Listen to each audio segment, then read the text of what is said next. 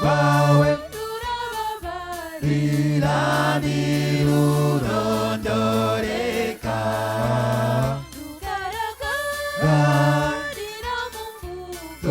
no mu bikorwa by'isugira o Yesu ma kugukunda uko nawe unkunda o Yesu ma kugukunda uko nawe unkunda uko nawe unkunda.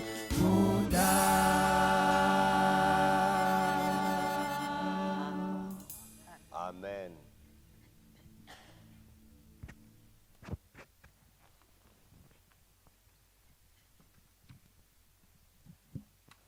Haleluya. Haleluya. Reka nanone muri uno mugoroba dushima Imana. Encore une fois ce soir, nous remercions Dieu. Tuyishimire kugira neza kwayo, impuhwe zayo, urukundo rwayo. Nous le remercions pour son amour, pour sa compassion. Kuba turi hano ni kubw'urukundo rwayo. Le fait que nous soyons ici, c'est son amour. Kuba tugihumeka ni urukundo rwayo. Le fait que nous respirons, c'est à cause de son amour. Ejo twavuze iby'urukundo rwayo. Hier, nous avons parlé de son amour. N'uyu munsi turakomeza iby'urukundo rwayo. Et nous continuons aujourd'hui. Yewe naho twafata inkaramu tukandika tukavuga twahora turuvuga. Et si on prenait un stylo pour écrire, on écrirait toute notre vie. Naho twavuga twahora turuvuga. Même si on parle, on aura parlé. No mu ijuru tuziga iby'urwo rukundo. Et au ciel aussi, nous étudierons cet amour. Ni icyigisho gihoraho cy'ubuzima bwose. C'est une leçon de toute une vie. Abo twari turi kumwe ejo. Pour ceux qui étaient avec nous hier, twabonye uburyo iki Imana yacu dukunda bitangaje. nous savons comment notre Dieu nous aime. Nubwo twaba dusuzuguritse ndetse nta bigaragara ko nta kamaro dufite, yo yaduhaye agaciro. Même si nous étions misérables, mais lui, il nous a donné une grande valeur. Twabonye ahantu hatangaje yagiye kudukura. Nous avons vu l'endroit misérable où il nous a tirés. Tubona uburyo ki yaje kudushaka. Et nous avons vu comment il est venu nous chercher. Aho twari twajugunywe. Là où nous étions jetés. Kuko tutari dukenewe. Parce qu'on n'avait plus besoin de nous. Yewe twuzuriranye amaraso. Et on était remplis de sang. Tutambaye. Nous étions nus. Ariko iratwoza. Mais lui, il nous a lavé. Iratwuhagira neza. Il nous a bien nettoyés. Idusiga amavuta. Il nous a enduit d'huile. Iratwambika. Il nous a vêtus. Maze ingorane nk'uko twabibonye ejo. Et la difficulté, comme nous l'avons vu hier, ni uko ishyano ryaduturutseho. c'est que nous avons été à la source. Tumaze kureba ubwiza tumaze kugira butangaje. Lorsque nous avons aperçu notre beauté, turiyumva maze tuba tuyiteye umugongo. nous nous sommes détournés de lui. Twabonye neza. Nous avons vu que icyo kintu gishushanya urukundo Imana ikunda ubwoko bwayo. nous avons vu comment Dieu aime son peuple. Kuko nubwo twayiteye umugongo yaratubabariye kandi yasezeranye kutazava mu isezerano ryayo. Parce que même si nous nous sommes détournés de lui, il nous a pardonné et il nous a promis de ne plus rompre l'alliance qu'il nous a fait. Twabonye urukundo rwayo uburyo rushushanywa n'umuntu wagiye kurongora maraya. Nous avons vu comment son amour est symbolisé par quelqu'un qui est allé épouser une prostituée. Iyi maraya twabonye uburyo kitari maraya isanzwe ahubwo ari maraya ishaje. Nous avons vu que cette prostituée était vraiment expérimentée. Gukurwa mu buraya ukagera mu nzu warangiza ukahikura. Elle a été tirée de la prostitution et après elle est repartie. Maze ugakora byose kugira ngo iyo ndaya igumane nawe ariko biranga. Et son mari a tout fait pour que cette prostituée reste avec lui, mais ce n'était pas possible. ikishimira gusubira mu bakunzi bayo Elle s'est réjouie de retourner vers ses amants. kugeza ubwo Imana yongeye gutanga ibwiriza ati genda uyirongore uyishakashaka wiri, Jusqu'à ce que Dieu est revenu la deuxième fois pour lui dire, va rechercher ta femme. wayishakisha ukayibona ndetse ukayitangaho ibiciro byawe. Et lorsqu'il l'a retrouvée, elle a donné le prix qu'il fallait. Twasanze icyo nacyo gishushanya urukundo rutangaje Imana idukunda. Nous avons vu que tout ceci symbolisait l'amour que Dieu nous porte. Naho twayitera umugongo, Même si nous nous détournons de lui, naho twayivaho, même si nous nous éloignons de lui, yo ihora yiteguye kuza kudushakisha. lui, il est prêt à venir nous chercher. Ndetse ntabwo biba amagambo, kuko niyo bibaye ngombwa ko igomba kwikora ku mufuko irabikora. Ce ne sont pas seulement les paroles, s'il arrive qu'il paye le prix, il le paye. Ni nayo mpamvu ejo twarangiye tuvuga ngo yatanze igiciro cyinshi. C'est pour ça, en terminant, on a vu qu'il a payé un grand prix. Icyo giciro ari nacyo gishushanya amaraso ya Yesu Kristo. Et ce prix symbolise le sang de Jésus. Mu yandi magambo ubumana ubwabwo, En d'autres termes, la divinité. byabaye ngombwa ko Imana ibutanga kugira ngo nawe tubashe kubona agaciro twari twanyazwe n'icyaha. Il a été nécessaire que Dieu le donne pour pouvoir retrouver la valeur que le péché nous avait pris. Ibyo rero bitujyanye ku cyigisho cy'uyu munsi, Et ça nous amène à la leçon d'aujourd'hui. gifite insanganyamatsiko igira ngo yabenga yabenga we. Qui a pour thème, quelle rupture?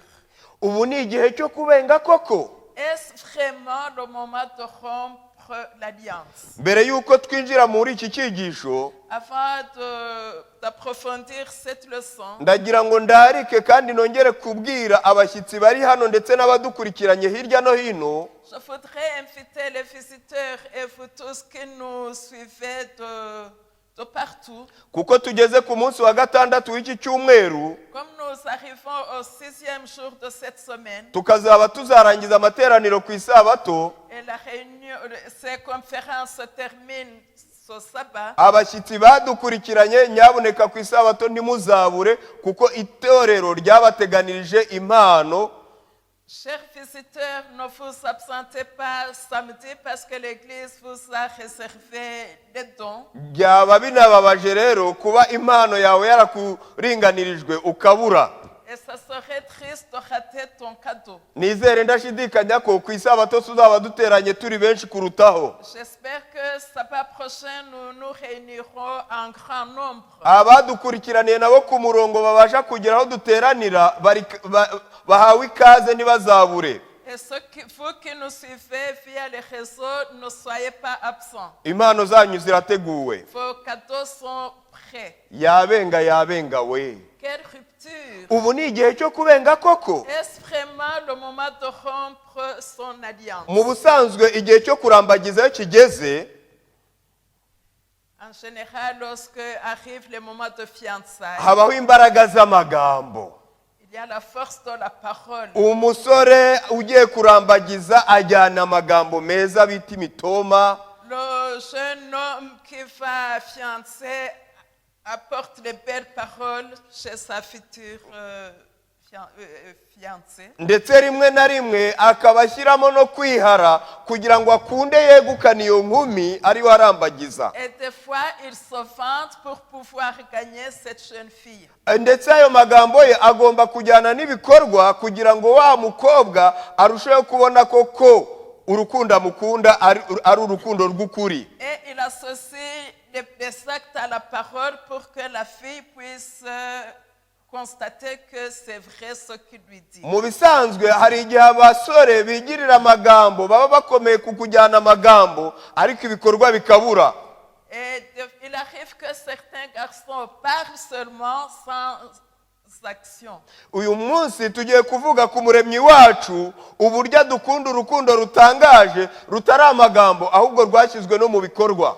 nous allons voir comment notre Sauveur ne parle pas seulement, mais il associe les paroles aux actions. ijambo ry'Imana riratubwira mu itangiriro ngo tureme umuntu agira ishusho ase natwe. En Genèse, nous disons, créons l'homme à notre ressemblance. Tureme.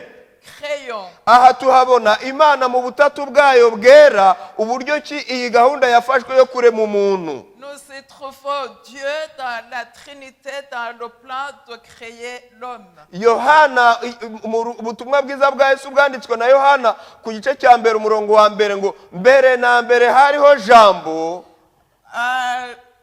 L'évangile de 1 Jean nous dit au commencement était la parole. Mbere na mbere hariho jambo kandi uyu jambo yahoranye n'Imana. En Jean 1 verset 1 nous dit au commencement était la parole et la parole était avec Dieu. Kandi yari Imana ahorana nayo. Et il était Dieu et il est toujours avec Ibintu byose niwe wabiremye. Il a créé toutes choses. Ndetse natwe abantu niwe waturemye. Et nous aussi, c'est lui qui nous a créés. Muri we harimo ubugingo. En lui réside la vie. Mu Mana muri Yesu Kristo mu muremyi wacu harimo ubugingo. En Dieu, en Jésus-Christ réside la vie. Turebe tunyaruke gatoya twitegereze kubibera mu ijuru muri kano kanya.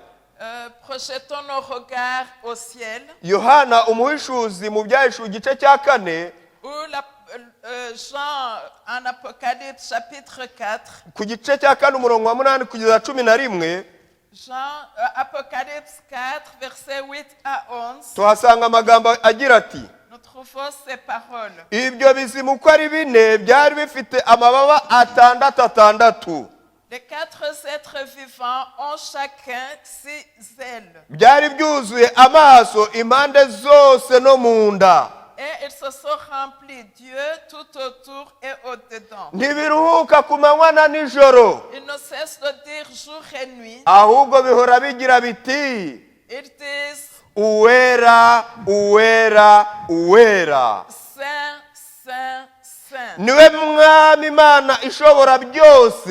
Et le Seigneur Dieu, Niyo yahozeho le Tout-Puissant, kandi qui iriho était, izahoraho. qui est et qui vient. Imana yacu ni nziza bitangaje. Notre Dieu est merveilleux. Umurongo wa 9. Verset 9. Iyo ibyo bizima bine bihaye iyicara kuri ya ntebe icyubahiro iteka ryose. Quand les êtres vivants rendent gloire et honneur et action de grâce à celui qui est assis sur le trône, Arakoze cyane biyiha icyubahiro no guhimbazwa ndetse n'ishimwe kuko ari ibikwiye. à celui qui vit au siècle des siècles. Noneho ngo abakuru 24 Les 24 vieillards bo baraza bakikubita imbere y'intebe y'Imana se prosternent devant celui qui est assis sur le trône bakubama bakaramya et ils adorent. bakaramya ihoraho iteka ryose. Ils adorent celui qui vit au siècle des siècles Imbere y'iyo ntebe nabo bagira bati. et ils jettent leur couronne devant le trône en disant Umurongo wa 11 mwami Imana yacu ukwiriye guhabwa icyubahiro no guhimbazwa n'ubutware. Verset 11, tu es digne, notre Seigneur et notre Dieu, Kuko ari wowe waremye byose. de recevoir la gloire et l'honneur et la puissance, Et car tu as créé toutes choses Igituma biriho et c'est par ta volonté kandi icyatumye biremwa qu'elles existent et qu'elles ont été créées. nuko wabishatse. C'est parce que tu l'as voulu. Dore uko igitaramo cyari kimeze mu bwami bwo mu ijuru. Voici comment le concert était au ciel. Yesu yiyicariye ku ntebe Jésus assis sur le trône. maze ibizima n'abakuru bariho bikubita hasi baramya. Igitaramo cyari Les gishyushye. 4 êtres et les vieillards se prosternaient. Ntabwo yari abuze abamarayika bo kumukorera. Il ne manquait pas les anges pour le servir. Ntabwo yari abuze abo kumuha icyubahiro. Il ne manquait pas ceux pour lui donner gloire et honneur. Ntabwo yari abuze abo kumuvuga ibigwi. Il ne manquait pas les gens pour le louer. Aho niho Yesu yikuye C'est C'est de là que Jésus s'est acquitté muri iki gitaramo gishyushye. à ce concert. Mbega icyubahiro yari afite, Il a fait la gloire, mbega gushyirwa hejuru yari il afite. a fait l'honneur, Ariko ntabwo yigeze abirebaho mais il n'a pas regardé à tout cela. bati ngiye kurambagiza, Il a dit, je vais fiancer. kandi ngiye kurambagiza uyu muntu Et je vais fiancer cette personne uburyo cet homme, atajya mu maboko ya Satani. pour qu'il n'aille pas dans les bras de Satan. Nkora ibishoboka Et byose je ferai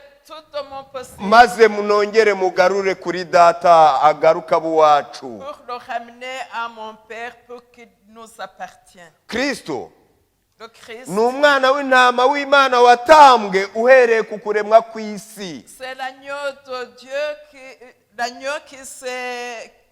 qu'on a sacrifié depuis la création du monde. Nguko uko inama y'agakiza yatangiye, Kristo Yesu yemera gucungura no gupfira umuntu. Voilà comment a commencé le plan de rédemption lorsque Jésus accepta de mourir pour nous. Maze mu Bagalatiya igice cya 4 umurongo wa 4 n'uwa 5 Et en Galates chapitre 4 versets 4 à 5, tuhasanga umugaragu w'Imana Pawulo. nous trouvons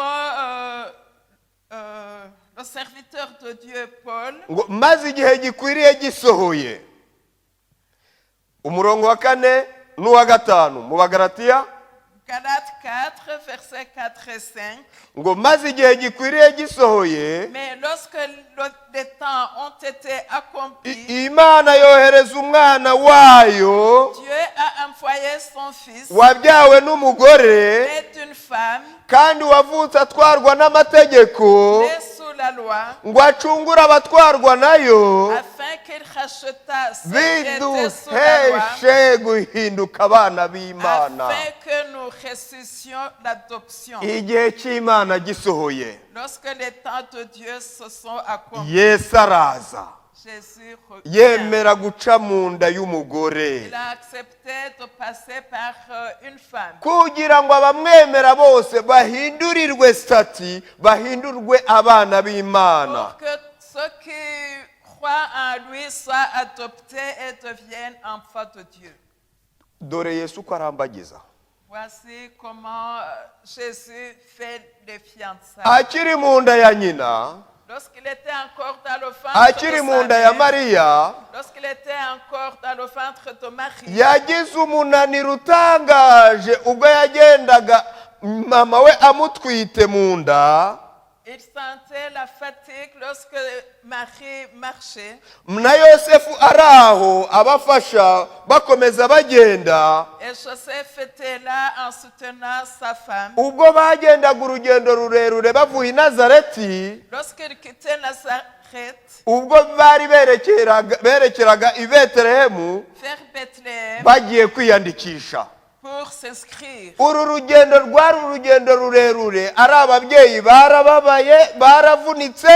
C'était un long voyage. Les parents ont été fatigués. N'umwana wari mu nda yaravunitse. Et l'enfant qui était dans le ventre était fatigué. Ariko Yesu aho ari mu nda ati nuko byagenda kose nzikinzanye nje gucungura Dans umuntu. le ventre, il se disait, je connais ma mission, je vais racheter l'homme. Ubwo bari bahageze bananiwe, Lorsqu'ils sont arrivés là, fatigués, ntabwo bigeze bahabwa karibu bati nyabuneka dore mufite umwami w'abami nimuze tubacumbikire. on ne les a pas bien accueillis en disant, vous avez le sauveur, venez, on va vous donner une belle chambre. Maze baragenda bisanga mu kiraro cy'inka. Ils sont atterris dans l'étable. Aborozi baraha cyangwa se abasuye aborozi muzi ikiraro uko kiba kimeze. Les fermiers qui sont ici ou vous qui avez visité la ferme, vous savez comment la ferme se comporte. Mbega umunuko w'amase n'amaganga. Il y a une mauvaise odeur des vaches et de tout cela. Ariko aho niho abonye ho kugenza gute ho kwegeka umusaya. Mais c'est là qu'il a trouvé pour s'opposer. Mbega umwuka mubi wari uri aho hantu. Il y avait une mauvaise odeur. Ariko nubwo byaba bimeze gutyo aho niho baraye. Même si c'était ainsi, c'est là qu'ils ont passé leur nuit. mbega ngo umwami w'abami aremera kugeza ubwo avutse, Le roi des rois est né, wa wundi wari mu ijuru ku ntebe ye yicaye, celui qui était au trône au ciel, ibizima n'abakuru bakamupfukamira bakamuramya bakamuhimbaza, et recevait la gloire et l'honneur des saints et des vieillards. yisanga mu kiraro cy'inka ahanukirwa n'amasoni igisogororo. Il s'est retrouvé dans l'odeur de la ferme. hahandi umwuka w'inka zarishije ibyatsi zitura, hari umunuko utangaje. Vous savez vous-même comment dans la ferme ça sent mauvais. ariko umwami w'abami ibyo yabikoreye nta kindi ni ukugira ngo abashe kukugeraho, kugira ngo abashe kungeraho. Mais le roi des rois a fait tout ça pour pouvoir t'atteindre, pour pouvoir m'atteindre. ndibaza intebe ya cyami, iyo ndebye intebe z'abami b'iki gihe cya none, Lorsque je contemple les trônes des rois actuellement, mwibaza uburiri,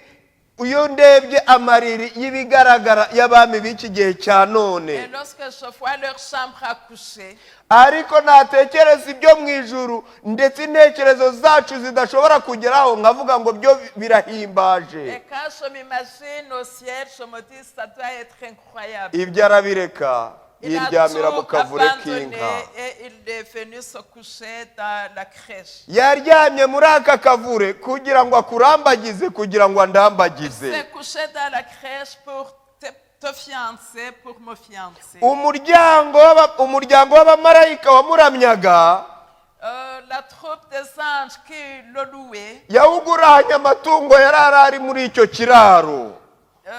il a sacrifié la troupe des anges qui le louait au bétail qui se trouvait dans les tables. amatungo yari mu kiraro, murabizi nta kindi akora uretse kwabira. Et les animaux dans la ferme ne font que crier. agakomanya amahembe. Et leurs cornes se frottent. nimurebe ba bantu bananiwe, Vous voyez ces gens qui étaient fatigués. ntabwo bigeze bagira umwanya wo kuruhuka Ils n'ont pas eu le temps de se cyangwa reposer. ahantu heza ho kuruhukira. Ou un bon endroit où ils pouvaient ibyo se byose reposer. abikora kugira ngo akurambagize, kugira ngo andambagize. Il a fait tout ça pour te fiancer. yicishije pour me bugufi fiancer. byimazeyo, Il s'est humilié. yambara akamero k'umuntu. Il a pris, il s'est incarné en homme. ubuntu bwazahajwe n'icyaha, L'homme qui était transformé par le péché. aremera agera aho ngaho. L'humanité qui a été abîmée par le péché. uwari uri mu mutekano w'ijuru, Celui qui était dans la gloire du ciel. abanyabwenge n'abashumba bamugezeho, Lorsque les bergers et les sages Ou- sont venus le voir, ubwo bari baje kumuramya, lorsqu'ils venaient le louer, bati ko twari tuje kuramya umwami w'abami, none tukaba tugeze mu kiraro akaba ariho ari, mbese uyu niwe mwami? barashobewe. ils se posaient des questions parce qu'en venant, ils venaient voir le roi des rois.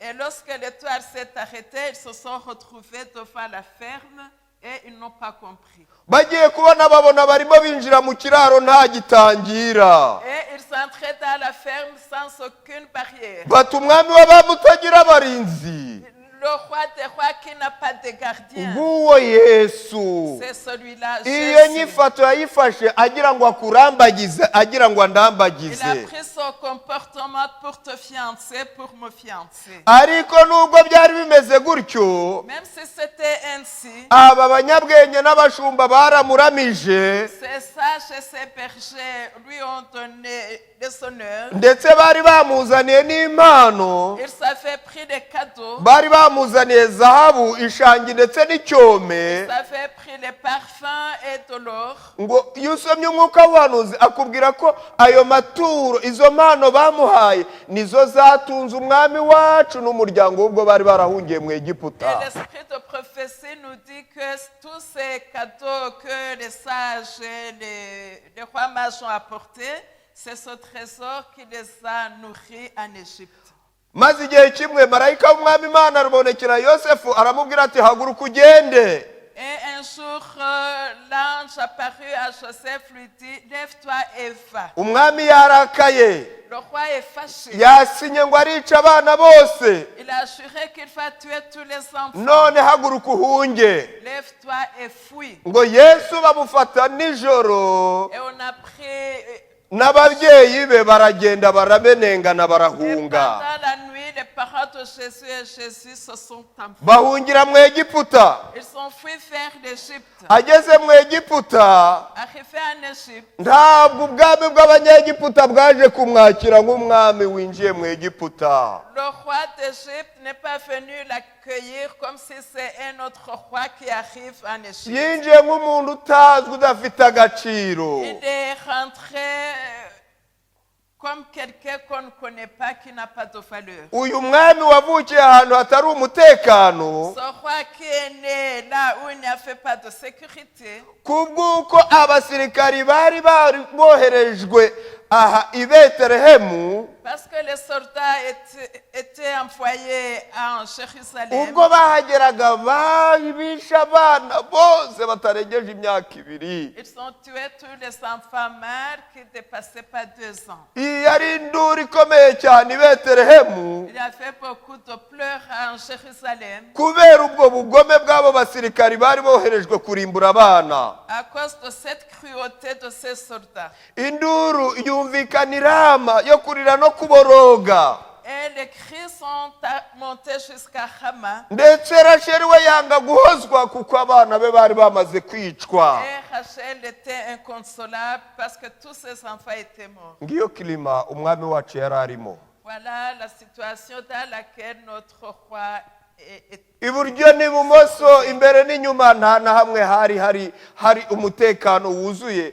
ngo abe yavuga ngo ibyiza biri imbere. Il n'avait aucune sécurité nulle part pour pouvoir envier l'avenir. ari mu Egiputa n'ababyeyi be, En Égypte avec ses parents. nanone marayika w'umwami Imana aramubonekera aramubwira ati garuka, Encore une fois, l'ange de l'Éternel lui apparut et lui dit, reviens. ubuhungiro bwawe burarangiye, ngiye kuguha ubundi buhungiro, va mu Egiputa. Ton asile là-bas prend fin, viens, je te donnerai une autre asile. genda ujye i Nazareti, Va à Nazareth, uyu mu mudugudu w'ababyeyi bawe, dans le village de tes aba parents, bariho mwibera. et restez là-bas. mbega Yesu ngo araba impunzi, Jésus est devenu réfugié. yabaye imbunzakarago kugira ngo abashe kukurambagiza, kugira ngo abashe Il a kundambagiza. été réfugié pour pouvoir te fiancer, pour pouvoir me fiancer. iki kirorero cya Nazareti cyari gifite umwihariko wacyo, Il y avait une particularité à Nazareth. cyari ikirorero kitazwi, C'était un village qui n'était pas connu. cyari ikirorero gisuzuguritse. C'était un village méprisé. muribuka Natanayeli ubwo Filipo yamubwiraga ati ngwino ujye kureba Yesu, Vous vous souvenez de Nathanaël lorsque Philippe l'appela pour aller voir Jésus. ati Nazareti haturuka kiza ki. Et il a dit, qu'est-ce qui peut sortir de bon à Nazareth? ibi bitwereka ishusho n'isura Nazareti ubwayo yari ifite. Ceci nous montre l'image que avait le village de Nazareth. ariko aho niho umwami wanjye, niho umwami wawe yabaye. Mais c'est là où a vécu ton roi et mon roi. ibyanditswe byera bitubwira ko uwo mwana yakuze akura ashimwa n'abantu, agwiza ubwenge ndetse ashimwa n'Imana. La parole nous dit qu'il a grandi en puissance et en sagesse et qu'il était apprécié par tout le monde et par Dieu. uyu Yesu ngo mu bwana bwe kuva akiri umwana yabaye umuntu wishimira gukorera abandi. Depuis tout petit, il a aimé le service. yakundaga gukorera abandi, we akigomwa ntiyirebeho. Il se donnait aux autres et il ne prenait pas attention à lui. Yesu wari umutware ufite abamarayika bamukorera, n'uhindutse umugaragu wo gukorera abandi. Jésus qui était roi,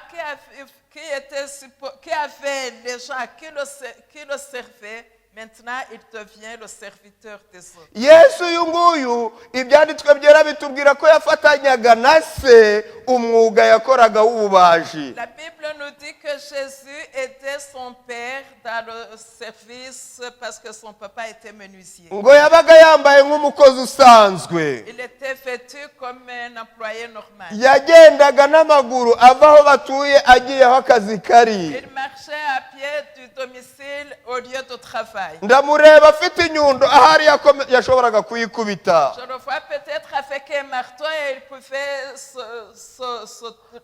se taper les doigts. ndamureba afite urukero arimo akerera nk'imbaho ahari yashoboraga kwibeshya rukamugirira nabi. Je le vois avec une scie, peut-être il pouvait faire un faux pas et se scier. yesu yakoresheje imbaraga ze zose z'umubiri Dieu a utilisé toutes ses forces physiques kugira ngo arangize umurimo we neza, pour pouvoir bien terminer sa abe mission. icyitegererezo cy'uburyo bwo gukora umurimo neza. Pour qu'il soit un exemple du bon service. yesu igihe cyose yabaye mu bantu, Le temps qu'il a passé parmi les humains, kuva mu bwana bwe de l'enfance, yabayeho imibereho ya gikene, il a vécu la vie d'un pauvre, imibereho ya gikene. la vie de pauvreté. nyamara niwe wari umukire kuko ibintu byose n'abariho bose ari we wabaremye. Alors qu'il était riche parce qu'il a créé tout. mu muryango we ntabwo yabaye atekanye Dans sa famille, il n'a pas trouvé la sécurité. ngo avuge ngo ndi kwa papa na mama, En disant, je suis chez mes parents. nubwo mama we yari yarahawe iyerekwa mbere y'uko avuka, Même si sa mère avait eu, avant sa naissance, une révélation, akakibyeyi ko kumucyaha ku tuntu tumwe na tumwe, il le réprimandait sur certaines choses. ku tuntu duturuka ku bigisha amategeko bari baramwigishije, ntabwo byari bibuze. Parce qu'il avait appris des maîtres de la loi et il lui donnait des fois des réprimandes. abavandimwe be igihe cyose yavugaga n'igihe cyose yakoraga bahitaga bajya mu ruhande rw'abigisha amategeko. Et lorsqu'il parlait, ses frères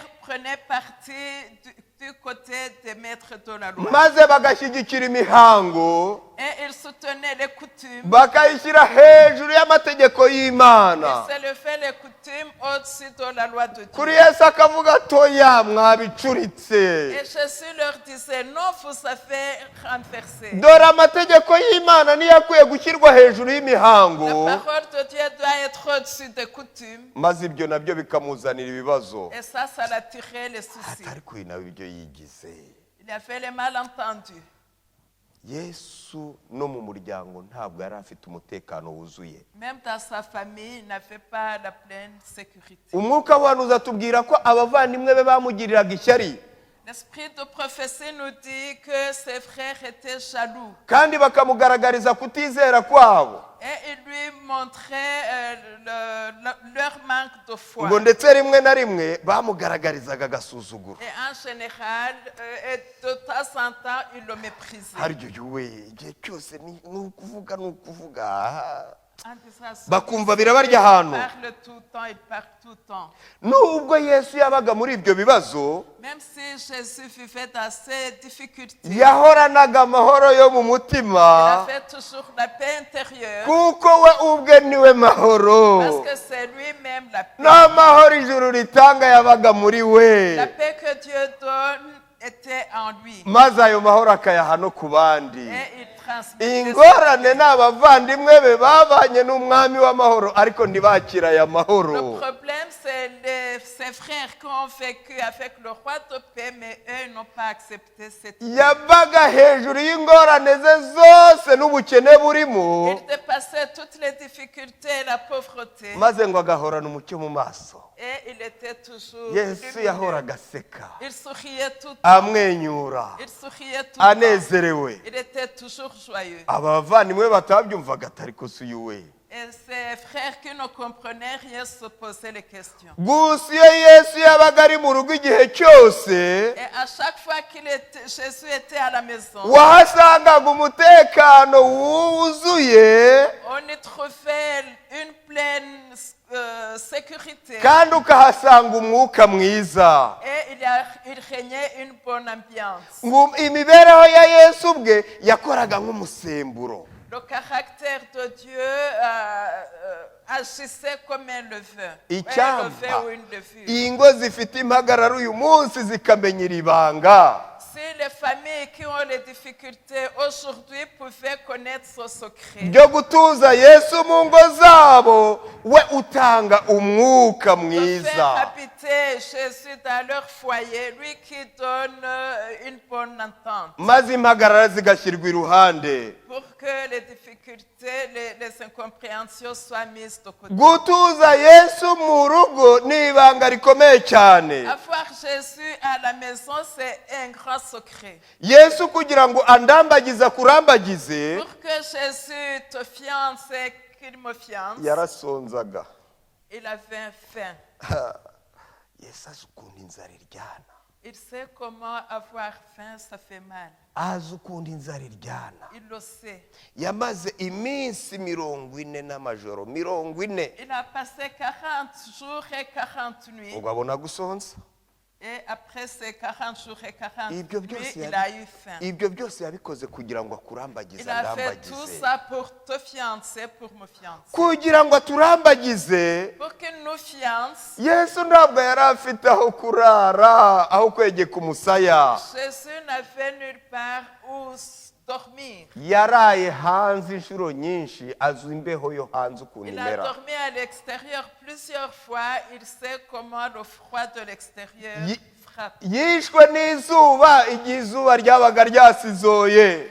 Il a eu le soleil sur sa tête lorsque le soleil était vif. Yesu yanyagiwe n'imvura igihe imvura yabaga yanze guhita. Il a été mouillé par la pluie. Ibyo byose kugira ngo akurambagiza kugereho nanjye angereho. Tout ceci pour t'atteindre et pour m'atteindre. Yesu umuziranenge. Jésus sans péché. Kugira ngo akurambagize ndambagize yemera kubatizwa ajya mu mazi. Pour te fiancer, me fiancer, il a accepté d'être baptisé. Yemera kubatizwa atarigeze akora icyaha icyo ari cyo cyose. Il a été baptisé alors qu'il n'avait pas péché. Ari nayo mpamvu Yohana yavuze ati reka ni wowe ukwiye kumbatiza. C'est ainsi que Jean a dit non, moi je ne pourrais pas te baptiser, mais c'est toi qui dois me baptiser. Yesu ati emera ubikore. Et Jésus lui dit accepte de le faire Kugira ngo dusoze gukiranuka kose. pour qu'on accomplisse toute la justice. Yesu yemeye kwikorera umutwaro w'ibyaha byanjye nawe. Jésus a accepté de porter le fardeau de tes péchés, de mes péchés. N'iteka twajyaga gucirwaho ku bw'ibyo byaha.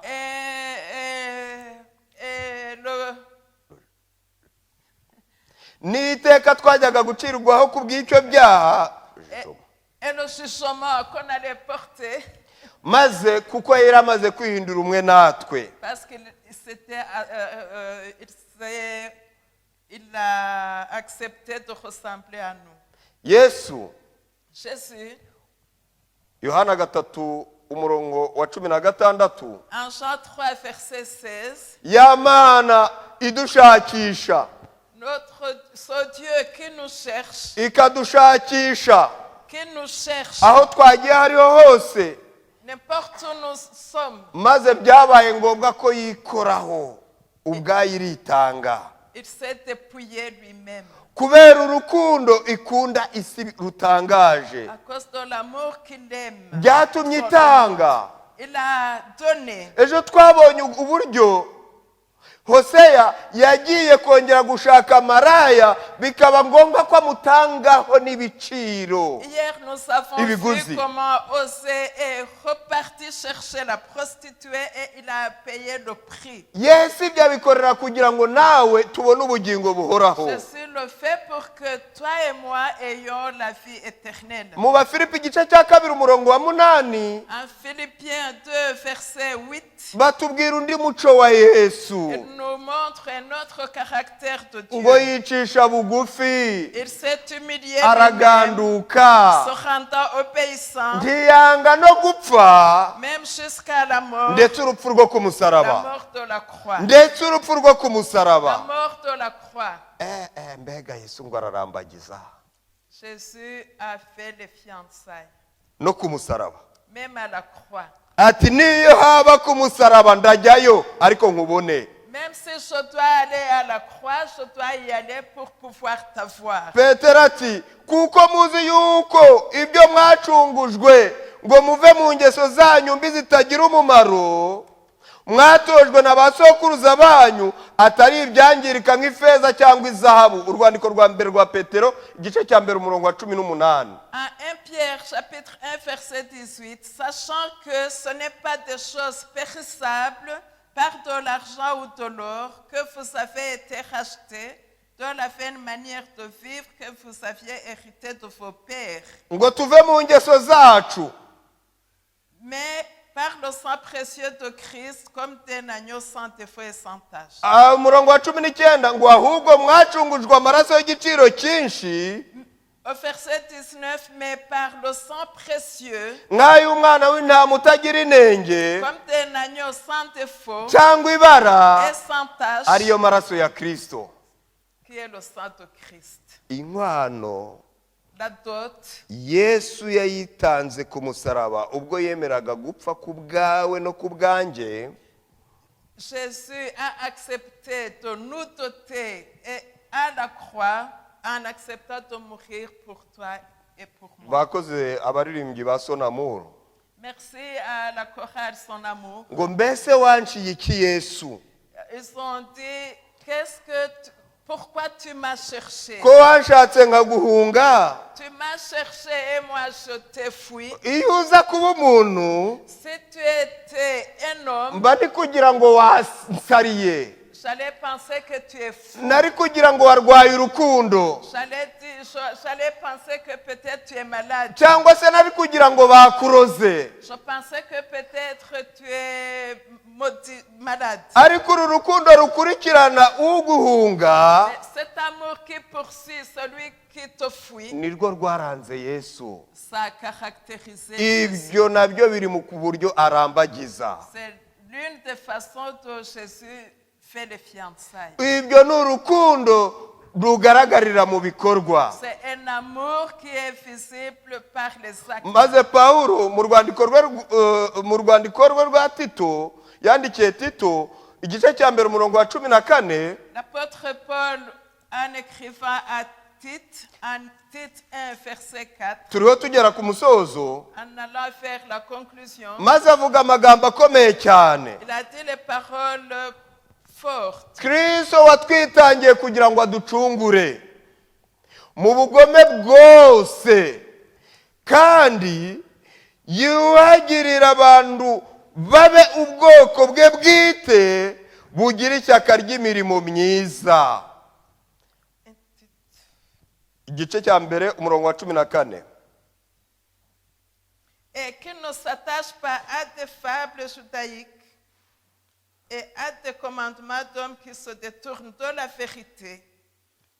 Kristo watwitangiye Christ qui s'est donné pour nous, kugira ngo aducungure pour qu'il nous rachète mu bugome bwose, dans toute notre méchanceté. yuhagira abantu, Il nous a lavé atwuhagira nyuhagire, pour qu'il te lave, pour qu'il me lave, kugira ngo nge nawe tube ubwoko bwe, pour que nous puissions être son peuple, maze tugire ishyaka ry'imirimo myiza. pour que nous puissions avoir du zèle pour des beaux œuvres. Muvandimwe nshuti nyumva muri uno Chers mugoroba, amis, chers frères, mbese yisubije amaso inyuma lorsque tu penses au passé, ukareba ukuntu Kristo Yesu yaje kukurambagiza inshuro nyinshi umutera umugongo, et lorsque tu observes comment plusieurs fois Jésus est venu te fiancer que tu n'as pas voulu, mbese koko iki ni cyo gihe cyo kubenga? Est-ce vraiment le moment de rompre les kristo fiançailles? yesu akuramburiye amaboko Jésus te tend les bras kuko yemeye kwitanga parce qu'il a accepté de se donner kugira ngo njye nawe tubone ubugingo buhoraho. pour que toi et moi ayons la vie éternelle. kuki twakibuza ubugingo buhoraho Pourquoi nous priver de la vie éternelle tugahitamo kubebera twirukanka? et choisir de courir en nous humiliant? muri uno mugoroba ndasaba imana kugira ngo iturinde, Je demande à Dieu pour qu'il puisse nous garder, iturinde kuyibenga kuko yaranzwe no kudukunda. pour que nous ne rompons pas cette alliance, ces fiançailles, ahubwo turangwe no kuyikunda nk'uko yadukunze, et que nous ayons l'amour comme lui il nous a aimés. maze uru rukundo yatugaragarije mu buryo bwinshi butandukanye nge nawe turwakire. Cet amour qui nous a montré de différentes façons, nous puissions l'accueillir. niko gusenga kwanjye muri uno mugoroba mu izina rya Yesu. C'est ma prière ce soir. Amen. Au nom de Jésus. Amen.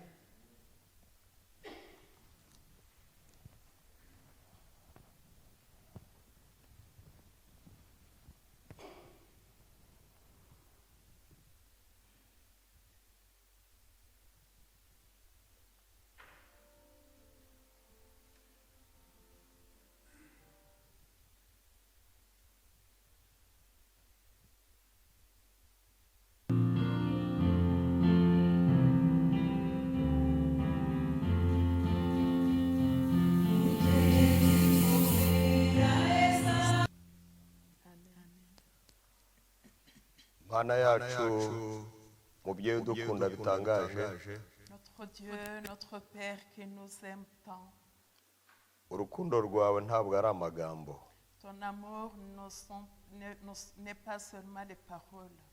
kugira ngo ubone inyoko muntu yagucitse Pour trouver l'humanité qui t'a fui, byabaye ngombwa ko witanga wowe ubwawe. il a été nécessaire que tu te sacrifies toi-même. mbere y'uko witanga Avant de te donner, byaciye mu nzira ndende. ça a pris un long chemin. wari umwami w'abami, Tu étais un roi des rois, ibyo warabihaze. tu as laissé ça. wari uwo gukorerwa, Tu étais pour être servi, ibyo wabishyize ku ruhande, tu l'as mis de côté. maze wemera kubaho mu mibereho iciye bugufi y'imiruho. Et tu as accepté de vivre une vie misérable de fatigue. ibyo kwari ukugira ngo ubashe kutubona. Et c'était pour pouvoir nous trouver. mbega ngo urarambagiza. Quelle fiançailles. ndasabye n'inginga ngo J'implore kugira ngo aya magambo atwibukije uburyo waturambagije, pour que ces paroles qui nous rappellent la façon dont tu nous as fiancés akabakaba umutima wa buri muntu wese uyumvishe, puissent toucher tout cœur qui l'a entendu. maze igisubizo kiyavamo Et que la réponse à ces paroles kibe cyo kugukunda nk'uko wadukunze. soit de t'aimer comme tu nous as aimés.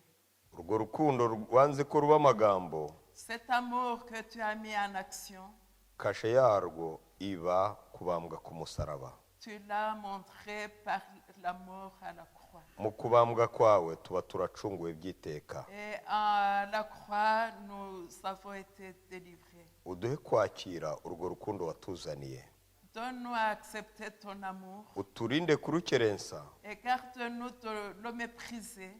intambwe iyo ari yo yose wakoze uza kudushaka, uza kuturambagiza, Tout pas que tu as fait en venant nous fiancer, ndasabira buri muntu wese muri twebwe ngo ahe agaciro kayo. je prie pour que nous puissions lui donner sa vraie valeur. birangire twese tukwakiriye mu mitima yacu, Et que ça finisse en t'accueillant en nos cœurs. uko wabaga uri mu muryango wawe impagarara zikagenda, Comme quand tu étais dans ta famille, les disputes disparaissaient. umwuka mwiza ukaharangwa. Et la bonne ambiance y régnait. dusabye twinginga ngo uwo mwuka mwiza ube mu mibereho ya buri muntu muri twebwe, Nous t'implorons pour que la bonne ambiance règne dans le comportement de chacun. uwo mwuka mwiza ube mu miryango yacu, La bonne ambiance règne dans nos foyers, ube mu bategereje kugaruka kwawe bose, qu'il réside dans tous ceux qui t'attendent. nubwo twaba turi kunyura mu bibazo, Même si nous traversons les difficultés, nk'uko wahoraga ukeye mu maso natwe duhe gucya, comme tu étais toujours joyeux, que tu nous donnes cette joie. mu gihe dutegereje kugaruka kwawe tukimurirwa mu bwami bwo mu ijuru. En attendant ton retour pour pouvoir aller au ciel. Urakoze Mana kuko utwumvishe, Merci notre Dieu parce que tu nous écoutes. urakoze kuko uduhaye kugutahana mu mibereho yacu. Merci parce que nous rentrons en t'ayant en nos cœurs. Mu izina rya Yesu, amen. Au nom de Jésus, Amen. Amen.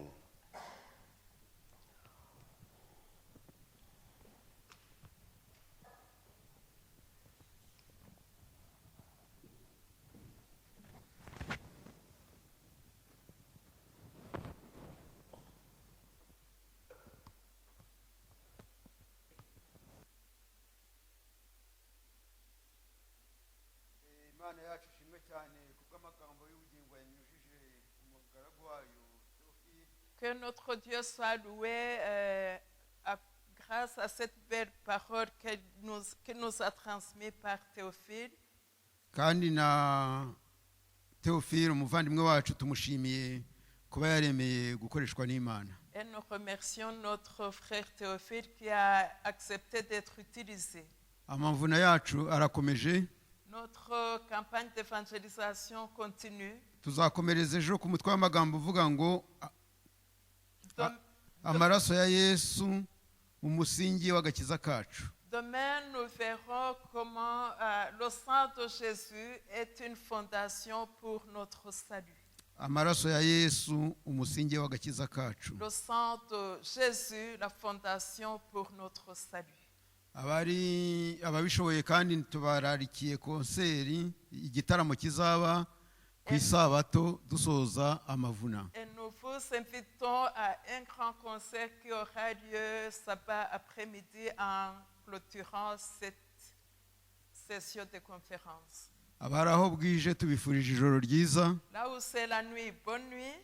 abafite amanywa namwe tubifurije umunsi mwiza. Vous qui êtes encore en journée, bonne journée. Uwiteka abahe umugisha. Que Dieu vous bénisse.